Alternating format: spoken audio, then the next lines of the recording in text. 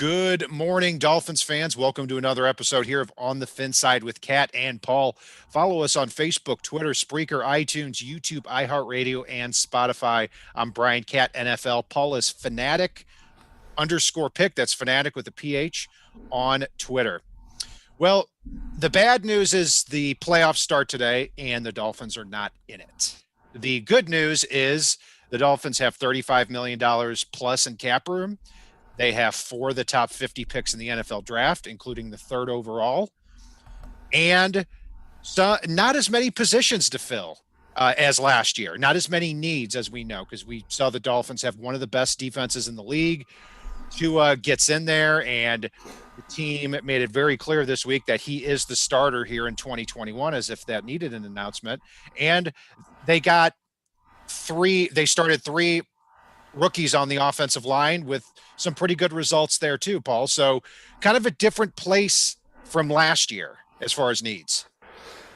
It is, and something you just said, I'm going to touch on one of the things we talked about that we'd hit early. Unfortunately, it had to be said, at least for the fan base, that Tua is the starter. Do I full-blown trust it? I don't trust it till week 1 of an NFL season. Do I think he should be? Yes. And I know a ton of fans right now are drooling and, shaking their little hands, all excited that Deshaun Watson is disgruntled in Houston in that dumpster fire of being run by the ex-Patriots chaplain that's going on in Houston right now. But I got news for you. We're not giving up the capital to get Deshaun Watson unless, for some reason, Nick Caserio is in the Bill O'Brien school of general management. This is a team that, and I put this out there on social media this week, you can have Tua, your rebuilt linebacking core, your re-signed free agents that are upcoming that you've pointed out this week, and an upgraded set of weapons on offense, or you could have Deshaun Watson, a mildly crippled linebacking core, at least depth-wise, possibly not being able to re-sign Jerome Baker, and oh yeah, you gave up a lot of capital that you would have used to rebuild those weapons on offense. It just doesn't make sense to me at all. I don't think it's an option, to be honest with you, and not just for the Dolphins, but I think this thing has already been overblown. Look, Deshaun Watson was disappointed that he wasn't involved in the GM search, and he reportedly recommended Eric Bieniemy as the head coach, and he wasn't listened to either. I don't understand how these teams piss off their franchise players so bad. I mean, if Bieniemy, first of all, should be a head coach anyway right now. He hasn't been.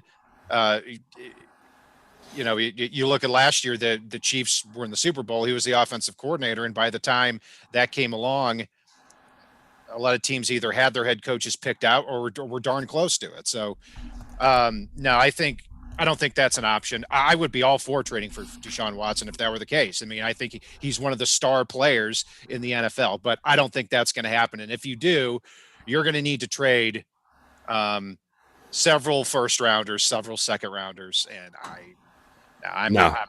It's not an option, even if you're for or against it. But well, the other thing I just want to say on it real quick is it's funny because you're really in a catch-22 out in Houston. And we won't spend a lot of time on Houston, but in Houston right now, you've got your franchise quarterback, but you have no means of adding to the team around him. Basically, at this point in time, you're strapped for cap. You're in the red. You don't have a draft pick until I think the 4th round. Third round, yeah. Oh, they have a 3rd rounder, but then they don't have one till like the 5th or 6th. Yeah. Your draft situation is hell. Your free agency situation is hell, and your front office is just disgusting. I got news for Deshaun Watson. If they called Eric Bieniemy, who should be a head coach right now, I'm pretty sure he would have hung up on them. It's like there's so many attractive coaching destinations right now in Jacksonville, even though Shad Khan wants to retain GM final say. San Diego, or God damn it, LA. That's going to be a forever thing, guys. If you're listening to us, we're going to be here in 10 years, and I'm still going to be referring to them as the San Diego Chargers. Sorry. Well, a lot of people are. It's Yeah. But and unfortunately, I hate to say this, the Jets could be an attractive destination if they play their cards right. yeah. Well, the Jets are an attractive destination because they've got the second overall pick and they've got a lot of money to spend. They've got a lot Yeah. of draft picks. They got draft picks for Jamal Adams this year and next year. So, yeah, absolutely, that would be. But before we go too far down that road, one thing I've just got to ask here up front is we're not going to get into draft talk here today, but the talk this week has been as well that some back and forth a little bit. I'd say 90% of people are in agreement that Tua is the starting quarterback next year and should be, and the Dolphins should build around him. I'm one of those people as well. But you start seeing some of these mock drafts with the Dolphins now picking third overall, taking a quarterback. PFF is the one that kind of leads this charge. I don't see it happening whatsoever. Paul, I don't know if you have any different thoughts on that. Yeah, I have a hand gesture or two that I could use, but we're a family show, so Yeah. I'm gonna not. But And, yeah, no, yeah. I do see a lot of them too doing what I've been saying on this show for a while, that are suddenly starting to take Sewell number 2 overall with the Jets, and really position Miami. I want Miami to trade down.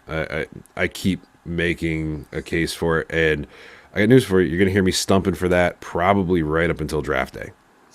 I I am for trading down if another team is trading up to that third spot to get a quarterback. Yeah.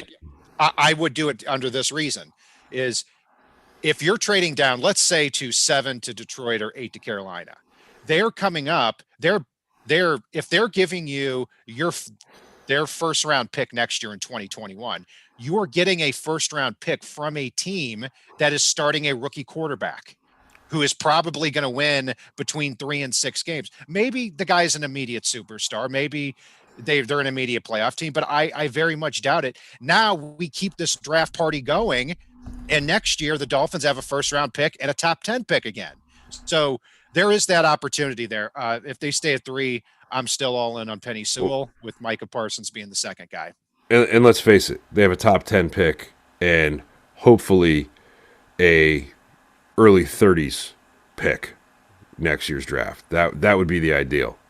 Yeah, I don't want to trade down for the sake of trading down, but if they're able to get a first round pick in 2022 and or 2023, I'm all in for that. And the reason I say that about Tua too is two problems I have with this logic is anyone stumping for the Dolphins to take a quarterback at 3 are basically saying, let's hedge our bets at the most important position in the league, which is a fair point. But the reason I disagree with it is because it says it gives you 2 ways to win. Okay, here's another way it gives you 2 ways to win. You build around Tua, and in 2 years, if he's not the guy, then you've got a good supporting cast and you bring in a quarterback then. That also gives you 2 ways to win. And that's another reason why I like the trade down idea. The point you made before about you probably end up with a top 10 pick for a fairly bad team that's going to be starting a rookie quarterback. That's probably a top 10 pick. You're in position to potentially adjust, it will go with, if Tua doesn't work out, which I hate to say it, folks, there's not a sign yet that Tua is not going to work out. There really isn't. We don't know yet. And he's put up a season that is comparable with a lot of legends' first rookie seasons. And he's done it in a handcuffed offense. And let's face it, he's not that far removed from crutches at this point in time, which when you're a small quarterback, you've got to be able to drive the ball with your legs. And I don't know that he's 100% back to the Tua that we all knew and loved at Alabama yet. Yeah. And I would, if the Dolphins even sniffed at a quarterback, and I'm getting this conversation out of the way so we don't have to bring it up every week too. And I'm it's going to come up. It's going to come up. But depending on what's set out there. But I would have so little respect for the process on it if they sniffed at a quarterback at 3, because I think, okay, what did you think was going to happen? You don't have a training camp. And it matters more for Tua because Tua really is somebody who has to throw in rhythm. He's not somebody that can just hit his back foot and drive the ball with velocity 30 yards downfield. He's somebody that relies more on timing. So that's going to be important. And it, looking at his attributes here too. Did you not know he was 6'1" without the greatest arm? Like, did that catch you off guard? I don't think any of these things are true. So anyway, just wanted to mention that. But other surprises here this week, Paul, are number one. First, it comes out that Chan Gailey had been fired, or that turned out to be an erroneous report based on I believe, a fake Adam Schefter account that ESPN retweeted and went with. Turned out incorrect. It was an Adam Schefter, a fake Adam Schefter account that was literally at Tua needs help. That's right. So, poor ESPN. So there was that, and then throughout the week, or the next day, it's announced that all the Dolphins coaches are going to be back the next year. And then a couple days later, Chan Gailey resigns, and then we hear that Marion Hobby, the Dolphins defensive line coach, and the team have mutually parted ways. So starting with Marion Hobby, before we get to Chan Gailey, a little surprised by this. I mean, this was Christian Wilkins and Shaq Lawson's defensive line coach at Clemson. I thought overall he did a very good job. Maybe he was no Casey Rogers from, 5-10 years ago, but I was a little surprised by this. How about you? I'm surprised it's been 5-10 years since Casey Rogers. Man, that went by quick. No, I was surprised about Marion Hobby. He's very well respected, but when I went and looked back, I bashed this guy enough that I'm going to give him a little credit here. The day before the team mutually parted ways with Marion Hobby, Armando had said that there was something interesting, and he wasn't quite sure what going on between Marion Hobby and the team. And he said that there's a couple other folks, too, that may end up leaving. I don't know what the situation was offhand, but it sounds like it was, basically both teams or both sides of the equation giving each other a specific hand gesture, like we alluded to earlier, that we can't do on this family show. And just there's been no word since. So I'm sad to see him go. But again, there's going to be some churn on coaching staffs, et cetera, throughout the offseason. And we may see some more on offense, too, depending on whether or not, someone like Godsey gets promoted to offensive coordinator or they go outside the team. Yeah, so I don't know anything specifically either. I wonder if kind of the change in how the Dolphins play with their defensive line had something to do with it. Because if you've got, before the year, we weren't counting on Raekwon Davis, Christian Wilkins, and Zach Sealer basically playing the amount of snaps that they are. And then you've got Shaq Lawson kind of playing in that overhang outside linebacker DN spot. I'm just guessing here, and maybe it was just a shift in personnel and a shift in philosophy. So we'll keep an eye on who the Dolphins hire there at defensive line. When we heard, Paul, that all the Dolphins' whole staff was going to return immediately, my first thought was, I cannot believe they're bringing Chan Gailey back. And I had less of a problem with Gailey than you did this past year. I thought he actually called some good games, but in terms of the overall offensive philosophy, the Dolphins need to spread the field out more, and I think they need to do less play action, more up tempo, and trust Tua there because they were playing inside this box in the last couple of games. So I hope they get an offensive coordinator, needless to say, with a lot more creativity. Well, a lot more creativity, and it was almost like two halves of the team, and yeah, I'm not counting special teams, even though I'm a huge fan of special teams. But really, the two halves that were on the field the most. You had this ultra aggressive play, hang it all out there defense that you ran 90% of the time. And then you had this defense that was forcing teams up into a box because that's what you want to do to shut them down. And then you had this offense that was trotting out going like, we're just going to play in that box so the defense doesn't have to put us here. And it was disgusting. Like when they went up tempo, when they went aggressive, Tua was fine. Even in that last game against Buffalo, Tua was fine. He was hitting receivers in the chest, the hands, the face, the back of the head. It looked like Peyton Manning in that United Way commercial on SNL. He was pegging people with the ball, and they just couldn't catch it. Yeah, he was pegging Bill's defenders in the hands too, but still, I mean, you look One. at He pegged one in the hands. I mean, Devontae fell down, and then he pegged Isaiah Ford in the chest in what was his 300th drop that went straight up in the air, and he just stood there and looked at it like, is that going to come down or is it just going to stay up there? Meanwhile, the Bills defenders all flocked to it. I mean, yeah. yeah. I mean, when you look at him being a rookie quarterback in that environment, how many drop passes did they have that game? I don't know if it was 13. I think it was 11 at this point. Like, when I first heard 13, I remember that I laughed about it because I thought it was a joke, and then I thought, is that really true? So, but it's let's say a lot of drops, and I was like, it was only 13. So 59 passes, 36 completions, and if you let's say 11 drops, that's still a pretty high completion percentage. Not saying it's all good, was all great in that game, but the point is that what I felt with Tua and Chan Gailey is that when Fitzpatrick came in, it was, hey, throw the ball wherever you want downfield. But when Tua came in, or when Tua was in, it was, hey, don't lose the game. And then they took that conservative nature and say, okay, well, now we're not moving the football and we're going to use it against Tua. So we're going to put Fitzpatrick in there. So that's why I still have an issue to this day with taking Tua out of the lineup. I don't think it divided or ruined him or anything like that. But yeah, I'm glad to see Chan Gailey not back next year. The question is who either gets promoted or who gets hired from the outside. We'll have more next week on possible candidates if a hire has not been made yet. A lot of rumors too that George Godsey will be promoted from within. Yeah, I mean, and I'd be okay with that. He seems to have that good relationship with Tua. And one of the thoughts I had even when they hired Chan Gailey, because they had a handful of folks that didn't have a huge amount of experience, was that they hired Chan to come in and groom one of these young guys. It's one of the first things I said when reports came out about Chan being fired the first or third or 18th time this week. I lost track.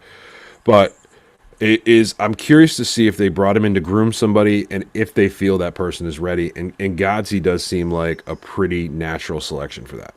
Yeah, I think that's a great observation. And when you look on the sideline during the game, if you're wondering who he's talking to, it's usually George Godsey. So would not surprise me if that were the move. Paul, before we get into the running backs and the wide receivers and kind of taking a high level look at the free agents. Oh yeah, that's what we're doing today. There's a lot to cover here. I mean, we're doing this once or twice a week, not 3 times now. So, but looking at the All-Pro team, we've said on the show the Pro Bowl is a joke. It's a popularity contest. The AP All-Pro team is something I do take seriously because the standards for voting are a lot higher. 3 Dolphins make the AP All-Pro team. Xavier Howard, so he makes the Pro Bowl and the AP All-Pro team. Jason Sanders, kicker, as well as kick returner Jakeem Grant. Good for him. So the Dolphins have not had somebody make the AP All-Pro team since 2012 with Cameron Wake, and 3 players did this year. Granted, 2 on special teams, but congratulations to those guys. Yeah, I all well deserved at this point. I know a lot of folks are down on Jakeem Grant. I want him back. I'm okay with finding a challenger or two for him, either at wide receiver or a wide receiver / kick punt returner. But I will say, despite a handful of mistakes returning punts and kicks, it was a whole different return game when he was not on the field. You didn't get that feeling that somebody was going to take it to the house. And I want him back. Yeah, regardless of what some folks may think. First couple of years, I thought Jakeem Grant made way too many mistakes on special teams. I think there was a span of he had like 5 fumbles in a span of 11 games as a rookie. Not the case here this past year. I thought the Bengals game where he got torpedoed a couple of times, I thought he was was kind of an irresponsible game for him. Other than that, I think he's done a lot better over the years with handling the ball. So he will be back next year and as the returner. So that is a good segue into what we're going to talk about for the rest of the show, running back and wide receiver spot. We'll start at the wide receiver spot, given that, because when you look at who the Dolphins have on the roster now, Paul, and you've got Devontae Parker, who has a big contract. He'll be back next year, even though he had injury problems this year. Preston Williams is coming back from injury. Doesn't make a lot of money, and he's been out for the year the last 2 years. Jakeem Grant, he'll be on the roster. Lynn Bowden will definitely be on the roster. The Dolphins traded for him. Those are the four guys I feel confident are going to be back. Alan Hearns is going to get cut. The Dolphins will save $2 million. Isaiah Ford's not going to be back. I'd be surprised if Matt Collins is back, maybe because of special teams work. But the interesting one is Albert Wilson. And my question to you here is first of all, do you want Albert Wilson back, or would you rather cut him and save that $4.5 million? If you need that because of a specific free agent or what have you, go ahead and cut him. If not, let's bring him to camp. See if he's still that electric player that you initially signed, and throw him in the mix. But don't let that preclude you from signing one of the wide receivers we're going to talk about, or drafting a wide receiver or two, and overpack the room.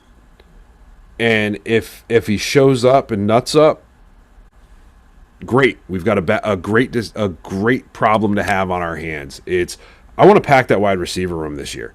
I want to pack it for camp and really have some hard decisions when it comes to cut down day.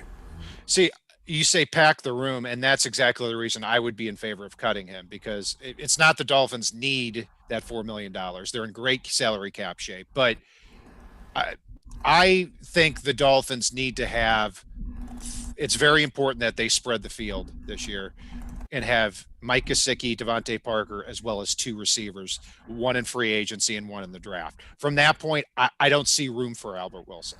He's also not somebody who returned kicks. He doesn't play special teams. He's going to be almost 30 years old, and every year he's either been out of football or he's been injured for a large part of the year. So I'd rather just cut bait with him right now. I'm not completely against bringing him back, but I think there needs to be room among the wide receiver position to add more players. So when you look here, Paul, at the free agents, it is a good year for the Dolphins to have a lot of money and need a wide receiver, because without question, if you take a look, and you can take a look at Brian Cat NFL, and I've got the free agents by team, and I'm going to post later today the free agents by position, just on one sheet. I like getting things to one sheet. It's incredible, really. And not all these guys are going to hit the free agent market, but I'm going to go down the list here in no particular order. Allen Robinson for the Bears, 28 years old. Chris Godwin for the Bucs, who's going to play here this weekend, 25 years old. Curtis Samuel for the Panthers had his best year, 25 years old. Kenny Golladay, injury-plagued year for the Lions, 27, but just 2 years removed from a 1,200-yard year. Corey Davis, former 5th overall pick, almost 1,000 yards, 26. And Will Fuller, who can't last a full year, but when he's on the field, he's quite electric. He's 27, too. And then Juju Smith-Schuster, 24 years old. So, Paul, taking a look at that list, Chris Godwin, Curtis Samuel, Allen Robinson, Kenny Golladay, Corey Davis, Juju Smith-Schuster, Will Fuller. That's a heck of a list here. How would you, if you had to rank them, where would you be on that? All right. Before I do that, real quick, guys, make sure you're liking, make sure you're subscribing. We're going to have a ton of great off-season content coming up. But as far as that list goes, I think I've got Godwin and Golladay right at the top of it. My problem there is I think they both get franchised. I really, truly do. But again, they're right at the top of that list as far as the best of the bunch. After them, I've got Allen Robinson, Curtis Samuel. I put Davis probably 5th on this list. he does have some injury problems, and I think we've kind of got enough of that. And then I've got Smith Schuster followed by Will Fuller. The reason why Fuller is so far down the list, even though he's absolutely electric, is he's one PED test away, or one P test away from missing a season. Yep. And it's Smith Schuster. Honestly, I'm all set. I think he might be one of those receivers that's good, but gets made to look better based on his quarterback play. Yeah, I think he's a couple years removed from what, a 1,400-yard season. But when you're Ben Roethlisberger and you're throwing the ball that year for 5,000 yards, somebody's got to catch those passes. This past year, Smith Schuster had 97 catches for 831 yards, and he was used really primarily as an underneath threat, while Chase Claypool and Deontay Johnson went deeper. But it's not just that; it seems like every week too, there's something with this guy. Yeah. And do you really want? I mean, say what you want to. I mean, Jarvis Landry irritated me with his penalties and everything, but throughout the week, I thought he was a motivational type of guy. Juju Smith-Schuster seems to more provide bulletin board material for the other team. I don't want that for an 800-yard receiver. So our lists are not very different here. I've got number one, I've got Chris Godwin. Number two, I've got Allen Robinson, three, Curtis Samuel, four, Kenny Galladay. And I do agree with you. I think Godwin and Galladay are very likely to be franchised. We'll get to that in a second, too. Five, I've got Corey Davis. Six, I have Will Fuller. And seventh, I have Juju Smith-Schuster. Now, the interesting thing about Will Fuller is if you take all seven of these players and you look at their last 16 games, whenever they were played, because that's a full year, Will Fuller in his last 16 football games, 87 catches, 1,303 yards, 12 touchdowns, which leads this list. But the other side of that, too, is he's never played more than 14 games in a season. In fact, he's usually, between 7 and 11 games played. This past year, with 5 games left to play, he had 850 something yards or 830 yards, was on his way to a 1,300 yard year, then gets busted for PED. So he just can't seem to play a 16 game season. And I'm not sure if he's the best fit with Tua's skill set either. Yeah, and the good thing is, it sounds like our listeners are pretty much out on Juju Smith-Schuster at this point. Good for our listeners. And I know a couple people brought up Nelson Aguilar, and before we even had to answer it, a couple of our other listeners said exactly what I was thinking. It's Nelson's a guy that drops more than he catches, and happened to have a good game against us, pushing off Byron Jones and then getting a pass interference called that shouldn't have been. It's Nelson Aguilar lost his job with the Eagles because he couldn't catch, and we can't dig guys like Jakeem Grant, Isaiah Ford, etc., and then go, yeah, bring in this other guy that can't catch. Well, I'll say this, that Aguilar's had an interesting story here, because at USC, he didn't have drop problems at all.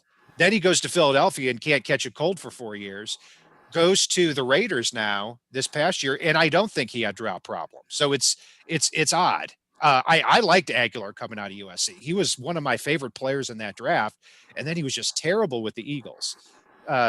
He had a great game against the Dolphins, 150 plus yards. If this wide receiver group dries up, the seven guys, let's say 2 or 3 get franchised and teams pay out the ass for the other 4. Nelson Aguilar, if you're talking about 8 or 9 million a year, I'd be interested in him as a second or third receiver, but I'm not willing to give him a 4 or 5 year contract, because he may revert back to the guy who couldn't catch passes with the Eagles. Yeah, and one of our listeners just brought up Antonio Brown, and I'm going to say it right now. If you're going to sign a veteran that's a little more up there in years, I don't want one that's a potential problem. We can't refer to Juju Smith-Schuster as a problem and then say, let's go sign Antonio Brown. The two don't work together. And also, what has to be factored into is Antonio Brown's on his best behavior this year. He's playing with Tom Brady. Yeah. He's playing with Tom Brady. This is his last shot in the NFL, and he's also going to be 33 next year. So, but that's an interesting thing there with the Bucs, because we talk about Chris Godwin possibly being franchised. Chris Godwin, if he's franchised, what is that? It's between 15 and 17 million he would get. The Bucks still have to re-sign Shaq Barrett. They have to resign. You think they'd want to bring back Ndamukong Suh for another year, and Rob Gronkowski and Antonio Brown are free agents. And if you brought them out of retirement and now they're starting to heat up and connect with each other, now why wouldn't you bring him back here for another year? So maybe Godwin does hit the free agent market, but I think the odds are tipping toward him getting franchised. But you never know; he may hit the market there too. Yeah, and half those guys were signed by general manager Tom Brady in Tampa, and so they're already franchised. You just don't need to use the tag. It's Tommy taking care of his friends. Now, if they go off in the playoffs, they'll probably get re-signed there because Tom Brady seems to have Bruce Arians' nuts in his purse. So. Well, I'll say this: Tom Brady has looked really good over the last month, and he has done, and he's done great as GM out there, bringing back the Madden 2015 All-Star cast. Yeah, I think Kyle Brandt said this on Good Morning Football with the Bucks is that basically the Bucks roster in 2020 is like a great band's like greatest hits CD, where it's a good CD, it's solid, but it's not the best album, and you're the Bucks roster with Sue and Antonio Brown and Gronkowski and Jason Pierre-Paul. It seems like if you had this roster 2 or 3 years ago, man, what a group this would be. So we'll see what happens in the playoffs here. They do play the Washington football team here in week one of the playoffs. They'll probably get to the second round. So we'll see, and we'll see how Chris Godwin does in that game. I want to go back to the wide receiver free agents that we've talked about. Go ahead. I was about to do that. So lead the way. Okay. So I know you and I disagree on this, but in reality, even though he's not under 28, I'd probably put Marvin Jones right alongside Allen Robinson as 3A and 3B for me. I think chemistry-wise, Marvin ticks all the boxes. I know some folks think he's a one-trick pony, but I've seen him run route trees all over the field. He's done a great job of helping keep quarterbacks' completion percentage up. He doesn't drop a lot of balls. And, you look at his social media, he's liking the hell out of everything anybody does in Miami right now. He wants to be here, and there's something to be said for that with the way that Brian Flores is building this culture, and he's a hell of a talent. Even if he ends up being the one-trick pony that folks talk about, he's still a guy that takes the top off the defense and opens up everything underneath, which we need. Yeah, I'm not against signing Marvin Jones. I put him more in that Nelson Aguilar territory. I would actually lean toward Aguilar a little bit more because I think he can run more routes. Jones wants to be here. My problem is that he's going to be almost 32 years old next year, and when he loses another step, I think he may be a borderline useless player. And if we're talking about 2-3 years. Okay. Yeah. I mean, I think he could. It wouldn't surprise me if you got him here and he was a really good receiver for 2 years. So I'm not against it, and I don't think he'll cost nearly as much as the other guys. So yeah, he's somebody I look at like Aguilar. If the rest of this wide receiver free agent pool, let's take Juju out of the conversation. I agree with our group, smart group. Let's take him out. The top 6 guys: Fuller, Robinson, Golladay, Godwin, Samuel, and Corey Davis. If that dries up, yeah, I'm certainly open to signing Marvin Jones. And another one. Sorry, I've got my list here. Actually, before we get to that, Cat, we just had the comment of the day, and I love it because it makes me feel good, and I know it's going to piss you off. What's that? So, somebody in our chat room said they love this hoodie I have on here. So, I tell you, I love that too. And for those that don't know, that was my hoodie, and my wife hates the color orange and just does not like that hoodie in general. I wore it all the time. So she strongly suggested I get rid of it. And she put it in the mail and sent it to Paul, and Paul's wearing it now. So congratulations, Paul. Rachel, I love you. Just so you know. Yeah, I like that too. I like the retro look. That's my favorite Dolphins logo too. So, all right. So at wide receiver too, the rest of the group here too is There could be some guys you pluck off. You've got three guys who are 28 years old that are also going to be free agents. Could be interesting.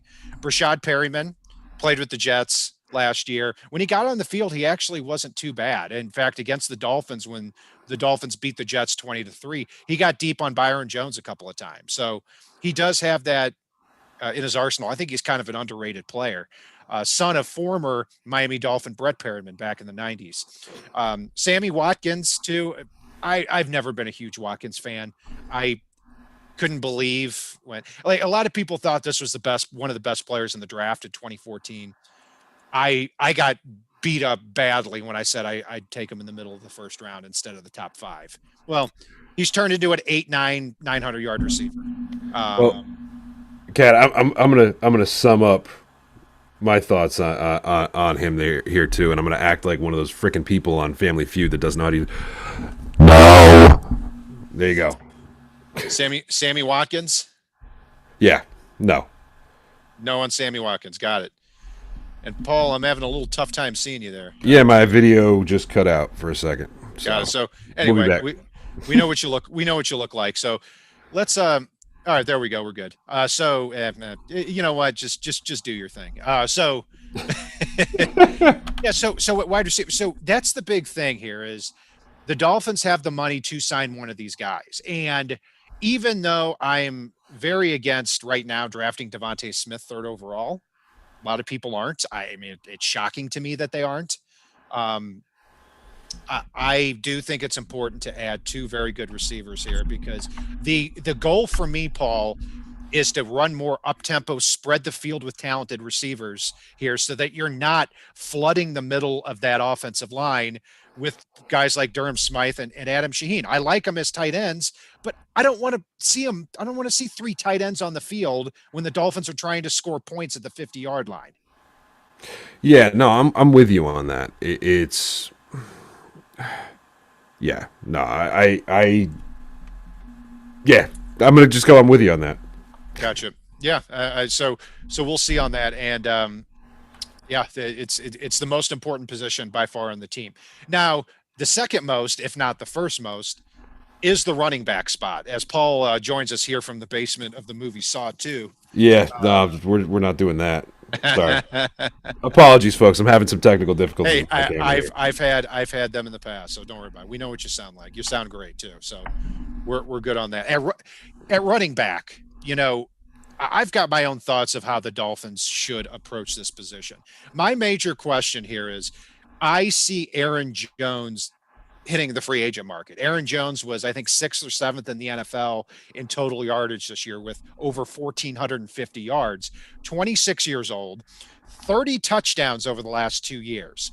Will cost a pretty penny. Wouldn't surprise me if he gets 12, 13 million a year. It is tempting, and I emphasize tempting, for Aaron Jones or for the Dolphins just to say, you know what, we're going to sign Aaron Jones and we're going to be done with it at the running back spot. Yeah, I mean, outside of Aaron Jones, there's not really anybody that full-blown blows me out of the water here in free agency. There's guys I like more in the draft than what we would get there. I mean, Najee Harris, Javonte, Ramondre Stevenson, hell, even Chuba Hubbard after Aaron Jones. So it's kind of Aaron Jones or bust for me. Yeah, and I would say that I would even myself shy away from Aaron Jones. I wouldn't be upset if the Dolphins signed him because, again, it takes one need off the table in the NFL draft. And if you're going to spread the field, you may want to get a running back who can just get the ball and go. And Aaron Jones is certainly that guy. I mean, the burst he has is incredible. So he's a star player at the running back spot. But I also believe that the running back position is a young man's position. And the evidence of that is you had 6 running backs drafted in the first 2 rounds last year. And Clyde Edwards-Helaire, 4.4 yards a carry, over 1,100 total yards in 13 games. DeAndre Swift, 4.6 yards a carry, looked like a star when he got in at the end of the year. Jonathan Taylor, 5.5 yards a carry. Yeah, a flat 5 yards a carry. 3rd in the NFL rushing as a rookie. Cam Akers, 4.3 yards a carry, 424 yards rushing in his final 5 games. J.K. Dobbins, 6 yards a carry, who may have been one spot away from being a Miami Dolphin. He went one pick above them. Dolphins took Raekwon Davis instead. And then finally, your guy from last year, A.J. Dillon, 5.3 yards a carry. And probably the reason why Aaron Jones and Jamal Williams are going to end up leaving Green Bay to make room here for A.J. Dillon. So given what we said there, I do want to go the rookie route here at running back. And I'm not really against drafting either Najee Harris or maybe even Travis Etienne, 18th overall, and being done with it. Yeah, no, I here's the reason why I'm not sitting there at 18 doing it. If you're going to do that, I would try to trade down again. You know, at worst, you end up with Ramondre Stevenson or Chuba Hubbard or what. Unless there's a run on running backs ahead of you, you can afford to wait until the top of the second round. At this point, I don't think there's going to be a tremendous run on running backs. There hasn't been a run on running backs in the first round in years. It's not like maybe one will go, maybe two at most. And guys, Ramondre Stevenson's a guy that's underrated right now. He's a guy I've talked about a lot on this show, and if you watched, I think it was I'm blanking on the bowl name right now for Oklahoma. He went off on the Gators, like went off, was averaging 10 yards a carry at the start of the fourth quarter and was running over, around, and through people. He's a guy that missed the beginning of the season because he was suspended for some goofy stuff, nothing insane. And, you know, guys like that are projected in the fourth, grab them around early, you know, and you're still in a great place. And then you've got Gaskins and you've got Savon Ahmed. Yeah. Sitting in the wings too, to be that third down back, to be that change of pace back, and suddenly you're in a really good place at running back. And oh yeah, you were able to grab a wide receiver with that 18th overall pick, like or even trade down. Like you could grab a Kadarius Toney and still add running backs that are going to make a difference.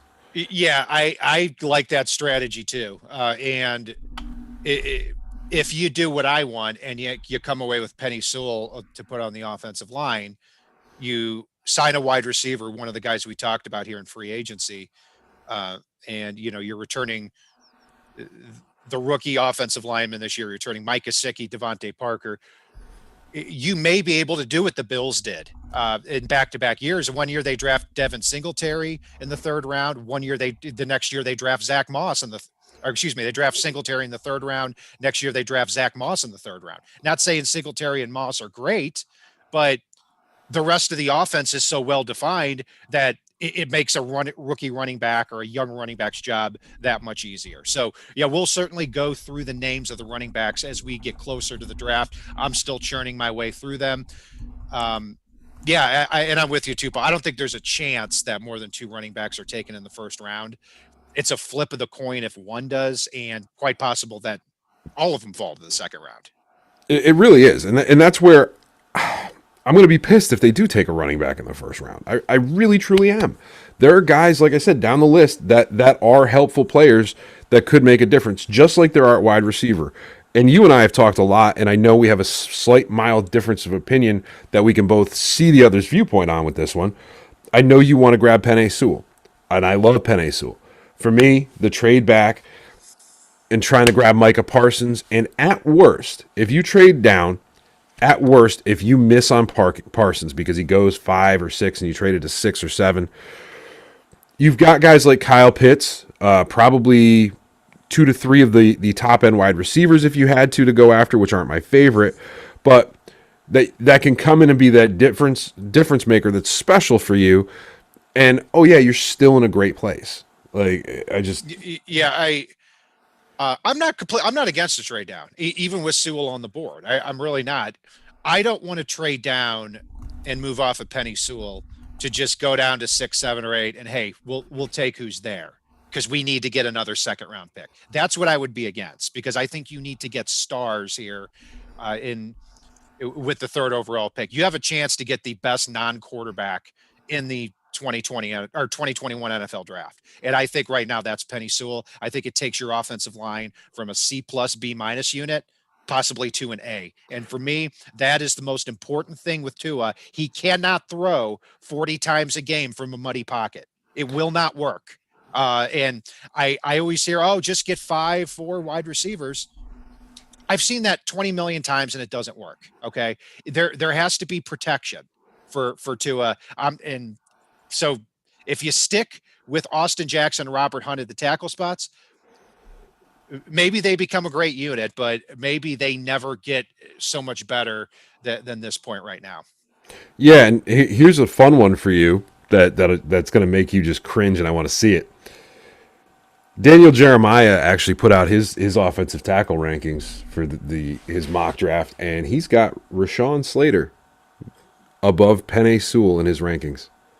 I've heard that before, and I think that's crazy. And secondly, Rashawn Slater is somebody I really like. But he actually reminds me more of Zach Martin. His contact balance and his versatility remind me a lot of Zach Martin. So he's somebody that in the middle of the first round, if he happens to be there at 18, then that could be a phenomenal pick. He could even play center, and he could be a special type of player at that center position with his skill set. But no, I think that's crazy right now, putting anybody above Penei Sewell for that tackle. Penei Sewell in 2019 had Heisman Trophy votes as an offensive tackle. I don't think that's happened since Orlando Pace in 1996. And he was 18 years old. I mean, like, this guy was a filled out 6'6", 330 pounder at 18. As long as he doesn't balloon up to 360 in the offseason, he's still going to be number one on my board. So, but that's fascinating. Paul, looking at the running back spot before we go too far off.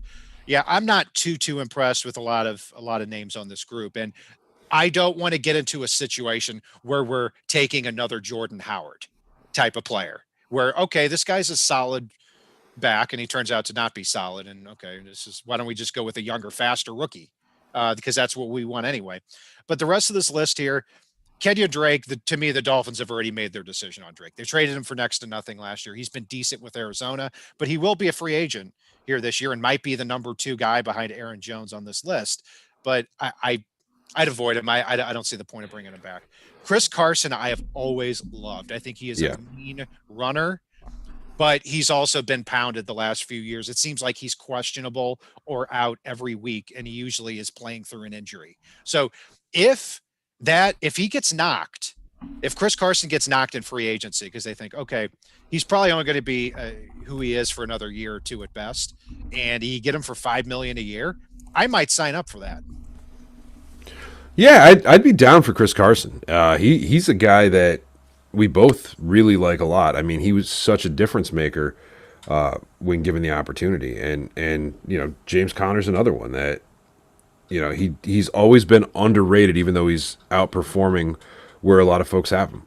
So yeah, I'm with you. I'd be okay with that, but again, there's a couple of rookies I really really like, and I think signing somebody like that may preclude you from going after those guys. Yeah. A couple other names. James Conner, I'm not too into. Mike Davis showed a lot of versatility, but I'd probably pass. Marlon Mack's interesting, 25 years old, and he's only 2 years removed from 1,000-yard season. And it could, if the Dolphins got Mack, it could give the Dolphins the flexibility that the Colts had this past year, where the Colts had 2 second-rounders. In their first pick, they took wide receiver Michael Pittman and then said, you know what, we've got Marlon Mack and Naheem Hines and Jordan Wilkins on the roster. So if we lose Jonathan Taylor, it's not the end of the world. We got the guy that we wanted, but then Taylor's there at 42 and they end up taking him too. The Dolphins can have that same type of flexibility, but Marlon Mack has had a hard time staying healthy. At running back, to round out the list, I want nothing to do with Le'Veon Bell. No. Leonard Fournette. No. And Todd Gurley. I am all out on all 3 of those guys. To me, they were all terrible this year, and their best days of football are certainly behind him. Paul, anybody else on this running back list who intrigues you? I mean, there's some guy that played for San Diego this year named Kalen Ballage that Well, might be interesting. San Diego doesn't have a football team. Oh. Well, Kalen Balaj isn't an NFL running back, so it works. Oh, yeah, perfect. I mean, look, I don't want Carlos Hyde as much as I love the guy. He gets hurt too often. James White's one that I think about, but just to be kind of that relief pitcher at running back as needed. He adds talent and he adds a veteran presence to that running back room. Outside of that, I'd flirt with the idea of bringing Breda back. I don't think he's going to be expensive, and he does have explosion written all over him if they can figure out how to utilize him with a new offensive coordinator. But some of it's going to depend on what Miami does at offensive coordinator and what they plan to do on offense from there. Yeah, his final game, he had 10 carries for 86 yards, and then we never heard from him again the final two games. So, yeah, if you want to bring him back for $1 million, $2 million, I might be down for that. So we've gone through a lot of names here, Paul, at running back and receiver. We're going to refresh this list as we get closer. Anything else jump out in the chat there, Paul? We got somebody saying that Greer needs to stop drafting these small school players, but draft players from big schools who dominate. I couldn't be more against you. I'm literally combing through some of the small school players. Like one name that pops out is Tim Jones for me at wide receiver. Shee Smith from South Carolina, which I know isn't the smallest school, but it's not the biggest school either. There are a lot of Hall of Fame players that came from small schools. Zach Sealer, I think, is the only player from his school to ever hit the NFL still. It's don't just, I mean, some of the same argument you can make for these small school programs, you can make an argument against some of the big school programs that these guys shine because they're playing with the all pros of college football around them, as opposed to they shine despite the fact that their team is absolute trash. So there's arguments on both sides. I don't understand that comment anyway, because the Dolphins don't draft players from small schools usually. They drafted Robert Hunt from Louisiana Lafayette last year. Other than that, they haven't drafted a small school player in 5 years. I mean, so I'm confused by that. Anything else jump out here? Any final words here, Paul, before we sign off? Nah, there's a lot of back and forth on Tua, which we expected. I think we're in good shape. And guys, make sure you're liking and subscribing. Somebody just commented #Jerry Rice. Love that. But make sure you're liking, make sure you're subscribing. We're going to have a ton of off-season content coming your way. We're already working on getting a ton of guests. Kat and I will be here every Saturday morning at this time. If not, we'll put it out on Twitter if we're going to miss a week. But we're going to have a ton of content this off-season, so make sure you're staying with us. And guys, thank you so much. We've gotten so many new listeners, so many new followers this year. And I'm going to say I appreciate you. Kat's grumpy, so he may or may not. I'll let him talk for himself. I certainly appreciate all of your listeners. I show it in a different way than Paul, but we love all you guys, and thanks for sticking with us here as we continue to grow, and you continue to grow with us. That's going to do it for our breakdown of a lot of things here, but mostly the running back and wide receiver positions here in free agency, which we'll get back to as well before the second week of March when free agency begins. I'm Brian Catt, NFL. On Twitter, Paul's Fanatic_pick. Follow us on Facebook, Twitter, Spreaker, iTunes, YouTube, iHeartRadio, and Spotify. And if it's not on the right side and it's not on the left side, it is on the fin side.